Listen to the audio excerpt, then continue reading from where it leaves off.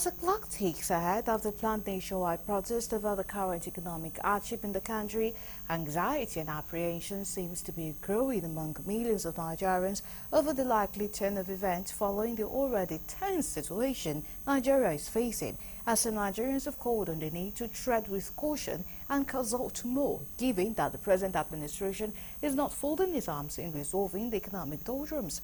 Correspondent Gabriel Odia will find in this report take a look at Nigeria's state amidst call for a nationwide protest. The report.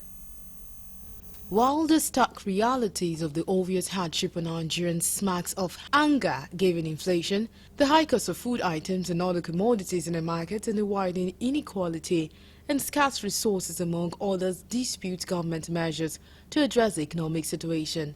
Amidst call for nationwide protest, some student bodies say the call for protests may not be the answer to the economic hardship, but calls for more consultation and dialogue, as there is a likelihood that the protest may be hijacked.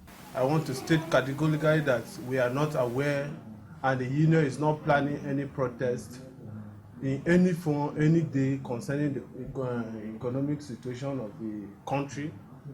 For me as a Nigerian, I'm aware of the current challenges and food insecurity, high rate of inflation, which are the global issue now, and it's unfortunate that I believe the protest now is not the way to go, because protests in Nigeria most often is hijacked by miscreants, people who are not focused, people who are determined to cause mayhem, to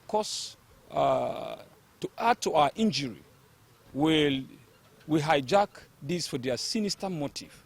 And so I will advise that we look for another platform to discussing how to end this untold hardship faced by Nigerians. While they agreed on the overwhelming economic hardship on Nigerians, they called on President Tinubu to look at other ways of intervention to ameliorate the situation or revert to era of subsidy, since the removal has been the bane of hardship. The country is tense, and the economic hardship, the cost of living is so high.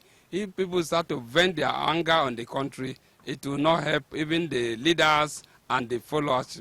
So government have to come up with policies that will reduce this. And if we trace all these issues, they all boil down to the removal of subsidy on petrol.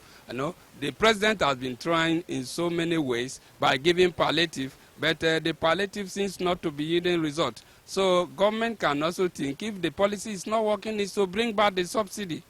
The government should look for ways to cushioning this hardship.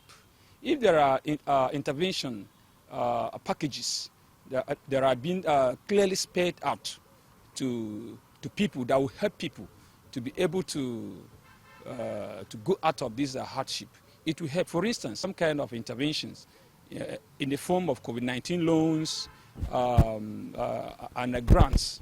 I tell you, the federal government have our BVNs.